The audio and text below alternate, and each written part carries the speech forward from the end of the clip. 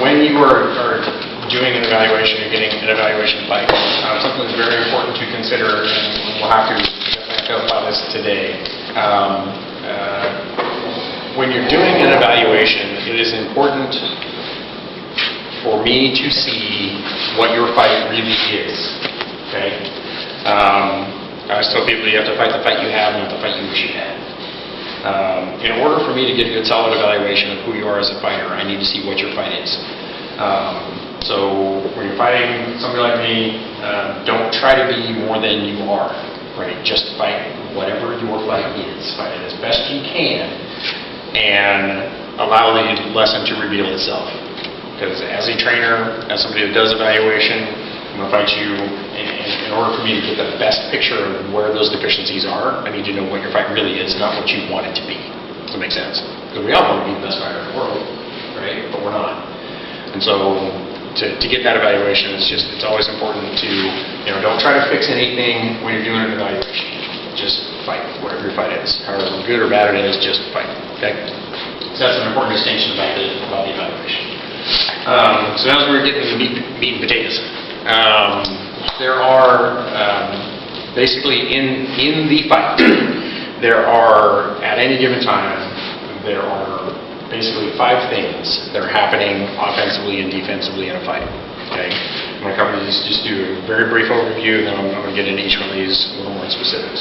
So, for those taking notes, you make 2 columns, one for offense, one for defense. And you have these different things that are happening in the fight. Offensively, you have range, target recognition, shot selection, delivery, and recovery. Defensively, you have range, blow recognition or area recognition, defensive selection, and then delivery and recovery. Okay? So you see two sides of the same coin, basically. Again, these are those things that the best fighters in our sport are doing these things to greater or lesser degrees. But these are all things that are happening. And when this gives us that exploded view that we can look at, or when we're isolating deficiencies, we can say you need to fix your range, you need to fix your target recognition, you need to fix your blow recognition. I'm going to go over the offensive side first.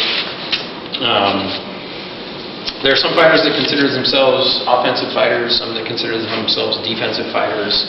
I tend to subscribe to the Musashi training that says that there is no defensive position.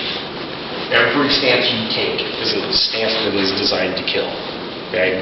For me, this goes back to one of our basic principles of survivalism. I'm sure you guys are all familiar with the fight or flight instinct that we have. As animals, we have the fight or flight. Those are the 2 options. When we're threatened with danger, you're either going to run away from it or you're going to fight into it. Okay?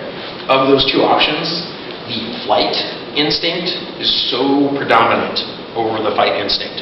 We are always more likely to run away from something and to avoid conflict and avoid danger than we are to fight into it.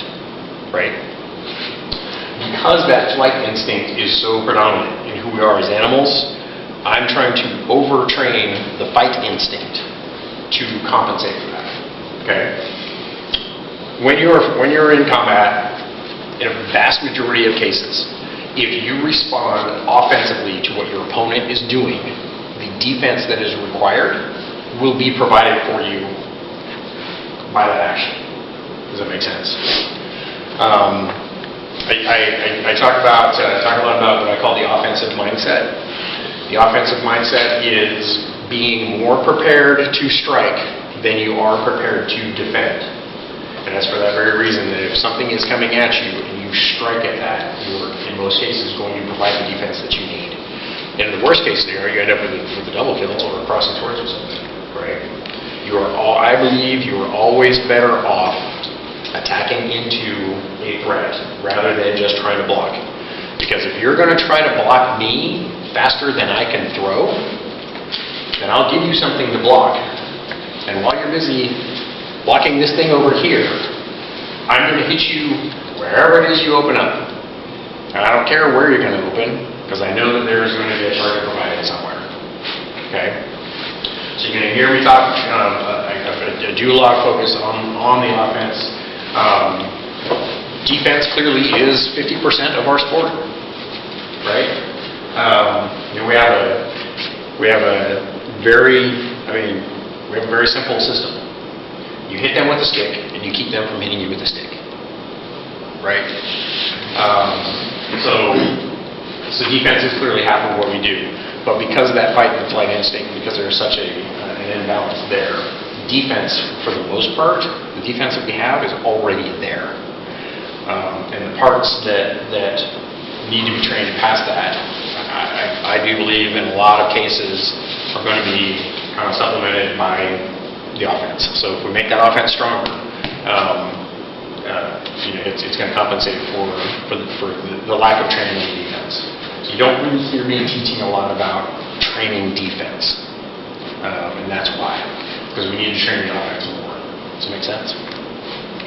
So offensively, defensively, these 5 things that are happening.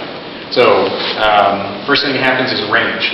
Okay, you cannot know what targets are available to you until you put yourself in a position where you can strike those targets.